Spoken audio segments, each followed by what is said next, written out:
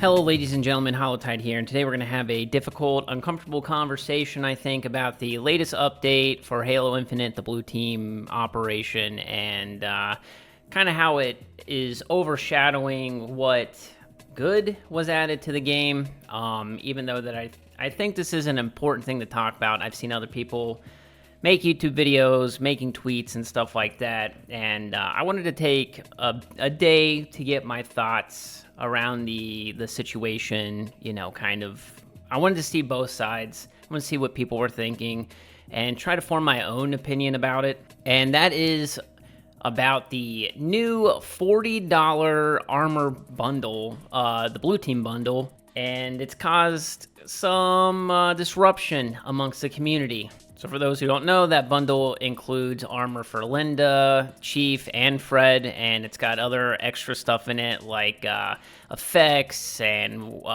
weapon coatings, and I'm pretty sure like the Nornfang sniper kit thing is in there. There's also like the Inferno Bandit, I think, and I don't know if that's just padding of items in there to justify how much the price is. And I looked back at, other previous armor stuff, and I know that we've had kind of an up and down relationship with the store and prices. I think when the game first launched, you could get the Zavada armor bundle and coating for like $20. And it is important to say that you can buy all three of these armor kit things separately. And personally, I don't need all of them, and I don't really like all of them, so I actually did buy the Fred one separately because I had like a ton of Spartan credits, or whatever they're called in this game, Halo credits, saved up. So yes, disclaimer, I did buy something.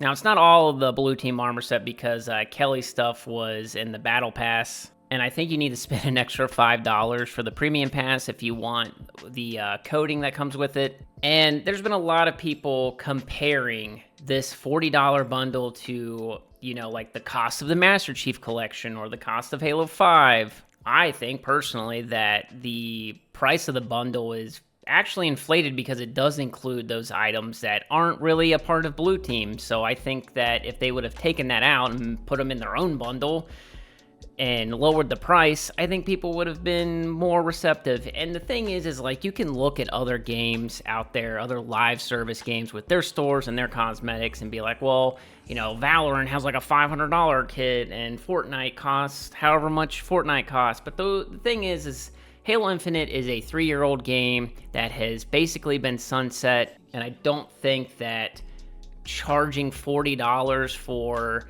a bundle that fans are going to want to buy is like the best look. And it also creates this vastly negative connotation about what the operation has going for it. All the positive things that were added are definitely like out the window because this is all social media is talking about. I've seen people say that they've only added it out of greed, and then I've seen other people say, well, it's a free-to-play game, what do you expect, and they've got to make money somehow. So it's this back and forth narrative with the community where people are just arguing with each other.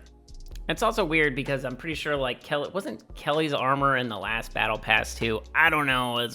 We've had other bundles like the Mark V was like $20 in November of was that 2023? Was it that long ago? It wasn't last year. And people were very upset that it wasn't like a free kit. It wasn't in a Battle Pass or anything. And I understand that. I think that these nostalgic armors should be somehow earnable or purchasable with Spartan points. I think people would appreciate that way more, and it would be, in good faith with the community. I also think that if the game was a little bit more successful right now, I'm not sure we would see an increase in prices, but I feel like less people would be inclined to complain about it, because it's like, where are your priorities lying with the game, with the community? I think that it definitely brings up that question. I look at it also from 3G's Halo Studios perspective. It's a business.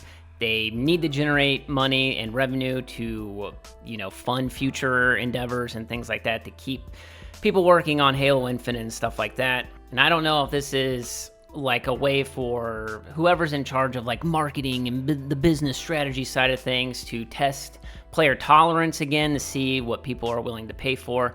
I think that it's kind of like we've brought it upon ourselves because there are people out there that are buying these things and they say, well, 15% of the player base bought this. That's a huge chunk and we created all this revenue. Let's do it again. And I personally am never going to tell anybody how to spend their money.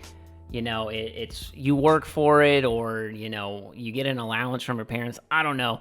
Whatever you want to spend your money on. Some people gamble, some people go to the bar, some people buy clothes and stuff, and then some people buy pixels on a screen. And if you aren't unhappy with it, I can't tell you to be unhappy. I just think that it's important to look at these kinds of conversations with nuance and kind of see it from different perspectives. And I see I'm pretty sure Linda's and Fred's, their bundles separately cost like $22 and $18. So that would make it $40 if they were bought separately. So you technically get a major discount because you get a whole nother bundle for less than $40. Technically it's $39. And you get all the other items within it. And I don't know. I don't think that anybody from Halo Studios is going to say anything about it. I think that, there's kind of not a leash, but like the community team isn't really allowed to talk about that kind of stuff. They definitely have a strict set of guidelines they have to follow from either leadership or the business side of things or Microsoft. But that doesn't mean that you can't talk about your disapproval with it, that you can't tweet about it or give feedback. I think that's very important. You should be doing that, especially if it's constructive and respectful, which is something that a lot of people seem to forget about when they provide feedback. Now, with all that being said, I do think that the update introduced some good things. The endless modes of Firefight has allowed people to basically finish their battle passes super quick. I don't know if it's the best for that hero grind and the XP for the career. Gotta check more into that. But there were like new maps and stuff. The hot swap mode is decent. I'm sad they got rid of the ranked squad battle. I would like to think that that was one of the more popular ranked modes, but we'll talk more about the update in another video, as well as kind of some of the stuff that's been happening with Joe Staten talking about the development of Halo Infinite. I think there's some nuggets of information that I kind of want to talk about. I've seen other videos about it, but I think that I can provide some more knowledge around that.